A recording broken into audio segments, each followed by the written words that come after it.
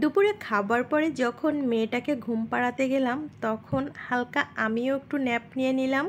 হঠাৎ করে দেখি কিচেনের লাইটটা জ্বলছে, তো তাড়াতাড়ি আমি কিচেনে যেয়ে দেখি আমার হাজব্যান্ড এরকম ফ্রিজ থেকে মাছটা বের করে আইসগুলো তুলছে। তখন আমি বললাম, এটা কি করছো?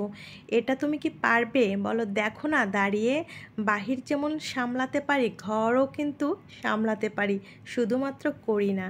এ কথা শুনে তো আমি আর হাসি থামাতে পারি না। যাই হোক, একটু হলেও সে আমার কষ্টটা কমিয়ে দিয়েছে, এটা দেখে আমার খুবই ভালো লাগছিল। আর আমি তো সিন দেখে আর ক্যামেরাটা ওপেন না করেই থাকতে পারলাম না। তখন মনে মনে ভাবছিলাম, এই মনে হয় আমার সুদিন চলে এসেছে, আমার পেজের ভাইরাল হওয়ার অপরচুনিটি চলে এসেছে। কারণ জামাইরা কাজ করলে নাকি সেই পেজ তাড়াতাড়ি ভাইরাল হয়।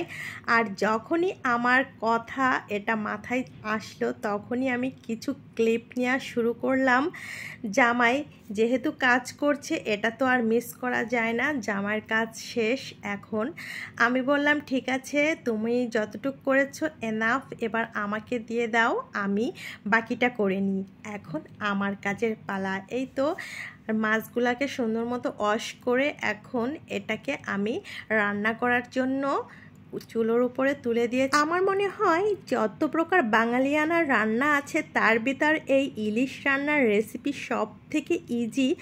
খুব কম মশলা দিয়েই ইলিশ মাছ রান্না করলে অনেক বেশি ইয়ামি হয়। ইলিশ মাছ রান্নাতে খুব বেশি পরিমাণে মশলা লাগে না, কিন্তু খেতে দুর্দান্ত টেস্টি হয়। আপনাদের কাছে কি মনে হয়? আমার কাছে যেটা মনে হয়, আপনারাও কি সেটা মনে করেন? অবশ্যই কমেন্টসের মাধ্যমে জানাবেন। আমি ইলিশ মাছটা খেতে যতটা না পছন্দ করি, তার থেকে রান্না করতে অনেক বেশি এনজয় করি। কারণ ইলিশ মাছটা আমার রান্না করতে অনেক ভালো লাগে।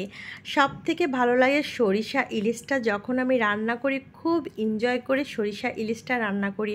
তা আমার স্বামীজিকে বলছিলাম যে কিভাবে রান্না করব। ও বলছিল, তোমার যেভাবে ভালো লাগে সেভাবেই করো। যেহেতু অনেক রাত হয়ে গেছে, সেজন্য আমি আর সরিষার বাটাবাটি ঝামেলাতে যাইনি। এই সহজ প্রসেসিংয়ে সহজভাবে ইলিশ মাছটা তাদের সামনে প্রেজেন্ট করলাম।